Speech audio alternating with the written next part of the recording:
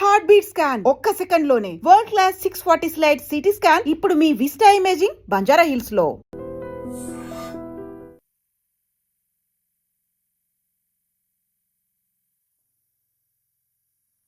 నమస్తే, welcome to I dream. ప్రస్తుతం నాతో పాటు ఉన్నారు చలసాని శ్రీనివాస్ గారు. మాట్లాడదాం సార్. నమస్కారం.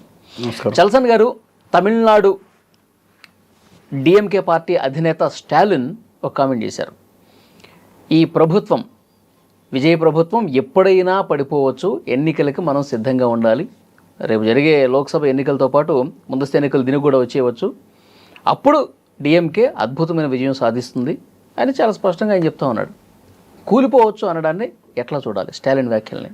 ఇవాళ అన్నాడీఎంకే పార్టీ నెట్టినిలో కాదు దాటి చీలిపోయింది. అలాగే తనతో ఉన్న కూటమి సభ్యులందరూ కూడా చాలామంది ఒక ఎండిఎంకే తప్ప డిఎండికే తప్ప కెప్టెన్ మిస్సెస్ విజయకాంత్ గారు తప్ప అందరూ వెళ్ళిపోయారు. ఒక్కొక్కళ్ళు వెళ్ళిపోతున్నారు. ఐఎంఎల్ వెళ్ళిపోయింది, సిపిఐ సిపిఎం కాంగ్రెస్ కూడా వెళ్ళిపోయింది. ఇవాళ తన కేడర్లో ఉన్న నిస్పృహను ఏదైతే ఉందో దాన్ని పోగొట్టడానికి సహజంగా నాయకుడు మాట్లాడే మాటలు. అంతకుమించి ఏమైనా అదనపు ఇన్పుట్స్ ఉన్నాయో లేదో మనం తెలియదు. But one thing is clear, డిఎంకేలో కూడా కొంతమంది అసంతృప్తివాదులు ఉంటారు. ఎందుకంటే వాళ్ళంతా వెయిట్ అండ్ ఈ పరిస్థితి లేదు. అందువలన ఇవాళ మిడ్ టర్మ్ వస్తే ఆంధ్రప్రదేశ్లో కూడా మనమే రాబోతున్నాం, ఇక వచ్చేస్తేనే జమిలి ఎన్నికలు అంటున్నారు కదా. క్యాడర్ని నిలబెట్టుకోవడానికి, ఒక ఆశావాదాన్ని కల్పించడానికి, అంతే తప్ప మనం 29లో చూసుకుందాం, తర్వాత కాకపోతే 34 చూసుకుందాం అంటే క్యాడర్ మిగులుతారండి. 4 రోజులు కాదు, కమిటెడ్గా. అందువల్ల ఆయన జనరల్గా చాలా హుందాతనంగా ప్రవర్తించారు. అక్కడ రాజకీయాలు చాలా హుందాతనమైన రాజకీయాలు అంటే అక్కడ ఓన్లీ ఒకటి రెండు పక్షాలు తప్ప మిగతా ఎవరు కూడా కులాన్ని కానీ మతాన్ని కానీ అసలు రాజకీయంలో ముఖ్యాంశం చేయలేదు. అక్కడ ఈయన కూడా ఒక సినిమా వాడు కదా, ఏం చేస్తాడని మాట్లాడారు. ఆయన కూడా స్టాలిన్ అంకుల్ అని మాట్లాడారు.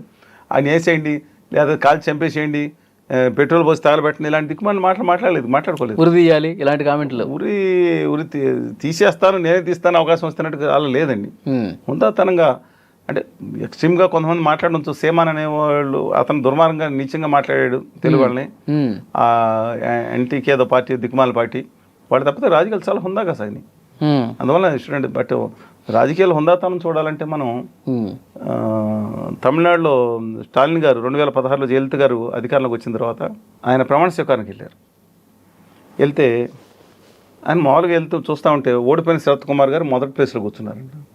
ఈయనకి 16 వరుసలు ఎక్కడ ఒక మూల పెట్టారు ఆయన పేరు. వీళ్ళు వచ్చిన తర్వాత కరుణానిధి గారు చాలా సీరియస్గా స్టేట్మెంట్ ఇచ్చాడు. ఓడిపోయినాడు ముందా ఒక ప్రతిపక్ష నాయకుడు వెనకమాల అని చెప్తే జయలలిత అంత ఫోర్స్ఫుల్గా మాట్లాడారు. ఎందుకంటే వ్యక్తిగత కక్షలు పెరిగిపోయినాయి.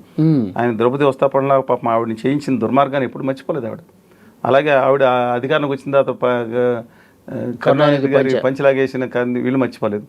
డిస్పైట్ దట్ ఆవిడ దాన్ని పోకుండా హుందాతనంగా అంటే ఇలాంటి సమయాల్లో ఏమన్నారంటే, నాకు ఆయన ప్రతిపక్ష నాయకుడిని అఫీషియల్గా ఎలక్ట్ అవ్వలేదు, బట్ అఫీషియల్గా ఎలక్ట్ అయిపోయిన ప్రతిపక్ష నాయకుడే, మాకు వస్తున్నట్టు ముందరగా ఇన్ఫార్మ్ చేయలేదు కాబట్టి ఎమ్మెల్యే కింద అక్కడ వేశారు, లేదా మొదటి స్థానం ఇచ్చాము, నేను అలా ఏం తప్పుగా అనుకోవద్దు, దీని మీద సీరియస్గా తీసుకోవద్దు అన్న. అది హుందాతనం. తమిళనాడులో మనం చూద్దాం. ఇప్పుడు ఈ స్టేట్మెంట్ ఇచ్చిన విజయ్ గారు అంటే చాలా మంది ఏమంటారంటే, ఇప్పుడు కూలిపోవచ్చు కదా అంటే, ఇప్పుడు ఆల్రెడీ వీళ్ళ కూటమిలో ఉండి గెలిచిన వాళ్ళే కదా కొన్ని పార్టీలు, వాళ్ళే విజయ్కి సపోర్ట్ చేసి ఇప్పుడు అధికారంలోకి తీసుకొచ్చారు. దానివల్ల మళ్ళీ లాగి అన్నాడీఎంకే నుంచి మళ్ళీ చీలికి తీసుకొచ్చి ఇలాంటి ప్రయత్నాలు ఏమన్నా చేస్తాడా స్టాలిన్? మనస్తత్వం ఏంటి? ఆయనకి 107 స్థానాలు ఉన్నాయి. మళ్ళీ ట్రిచీలో ట్రిచీ ఈస్ట్లో మళ్ళీ ఎవరిని ఎక్కుతారో తెలియదు. బట్ మా పోపులే ఆ పార్టీ అధికారంలోకి రావచ్చు. అందువలన ఉప ఎన్నిక 108 స్థానాలు ఉన్నట్టే లెక్కండి వాళ్ళు ఒకవేళ ఎన్నిక జరిగితే. అందువలన కమ్యూనిస్ట్ పార్టీలు అంత ఈజీగా ఒక స్టాండ్ మీద నిమిషానికి ఒక పాట మార్చే మనుషులు కూడా కాదు. ఎందుకంటే వాళ్ళ main aim is totally different. అందువల్ల నా అభిప్రాయం ప్రకారం అలాంటి స్టాండ్ తీసుకొచ్చి మళ్ళీ వీళ్ళకి అవకాశం ఇస్తారని అనుకుంటలేదు. బట్ వాళ్ళ పార్టీలోనే అసంతృప్తి అని వస్తే తప్ప. ఎవరి పార్టీలో? విజయ్ గారి పార్టీలో. ఎన్టీ రామారావు గారు నెగ్గినప్పుడు మ్యాక్సిమం చాలా సామాన్యులు 83లో మీకు తెలుసు కదండి, ఎవరో సైకిల్ షాప్ వాళ్ళు చాలామంది వచ్చారు. కొంతమంది మిగతాలు రావచ్చు, కొంతమంది ఆస్పిరేషన్స్ వచ్చిన అన్నారు. ఎందుకు అంటే రాజన బస్ గారు 2 పోటీ పొడిచారు, కంప్లీట్ కాదు కదా. వీళ్ళు కూడా చాలామంది వెళ్ళి అసంతృప్తులు ఉన్న వాళ్ళు కలిశారు కదా. అలాంటిది ఏమైనా జరిగే అవకాశం ఉంటే తప్ప వీళ్ళకి సిపిఎం పార్టీ, సిపిఐ పార్టీ వెళ్ళిపోయిన 4 సీట్లు ఏం కాదు. జనరల్ ద పార్టీ వాళ్ళ బిహేవియర్ అలా పద్ధతి ఉండదండి.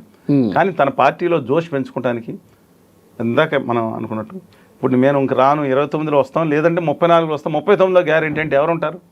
నవీన రాజకీయాలు. అందుకని అబ్సల్యూట్గా ఆ విధంగా కాదు.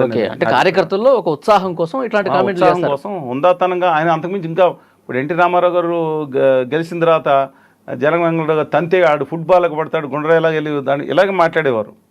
అలా లేదు. ఎందుకంటే హుందాతనమైన రాజకీయాల్లో మనం చెప్పుకోవాలంటే పశ్చిమ బెంగాల్లో బుద్ధదేవ్ భట్టాచార్య గారు 34 సంవత్సరాలు తమ వామపక్ష పరిపాలనని కోకటి వేళతో ప్రకటించినట్టు అసలు ఎంత ద్వేషాగ్నికి రగులుకుపోయింది భట్టాచార్య గారి మీద. ఈవిడ ఫైర్ బ్రాండ్ మామూలు బ్రాండ్ కాదండి. ఈవిడ ఫైర్ ఫైటర్, అసలు మామూలు ఫైటర్ కాదు. అసలు అడ్డు ఆపు కూడా ఉండదు ఆవిడకి. ఏమి మాట్లాడుతున్నా కూడా కంట్రోల్ ఉండదు. అప్పుడు అంత ద్వేషంతో మాట్లాడిన తర్వాత కూడా నేను ప్రమాణ స్వీకారం చేస్తున్నాను, ఆడకూతురు అంటే ఆవిడ నేను బెంగాలీ అన్నా నువ్వు రావాలంటే వెళ్ళి ఆ రోజు వచ్చాడు. జనం ఆశ్చర్యం ముక్కు మీద వేలేసుకున్నారు, ఏంటి ఇలా వెళ్ళాడని. అది హుందాతనం. ఇవాళ పినరాయి విజయన్ గారు వెళ్ళారు, సతీష్ గారు ప్రమాణ స్వీకారానికి వెళ్ళాడు, ఇంటికి వచ్చి పిలిచాడు, వెళ్ళాడు. ఎంత హుందాతనంగా ఉందండి అది. అసలు ఆయన వెళ్ళి నమస్కారం పెట్టగానే అక్కడ అందరూ చప్పట్లు కొట్టుకుంటూ మిగతా ఎవరికి రాలంత విషయం. మరి విజయ్ ప్రమాణ స్వీకారం చేసినప్పుడు స్టాలిన్ వస్తే బాగుండేది. స్టాలిన్ వస్తే ఆయన ఇంటికి వెళ్ళి వచ్చారు. ఆయన కూడా సరే, దట్స్ డిఫరెంట్ ఇష్యూ. ముఖ్యమంత్రి సీఎం ప్రమాణ స్వీకారం తర్వాత ఇంటికి వెళ్ళాడు కదా, ఓత్ తీసుకున్న తర్వాత వెళ్ళారు. దానికి అక్కడ దాంట్లో చేయించారు కదా, బహిరంగంగా కాదు.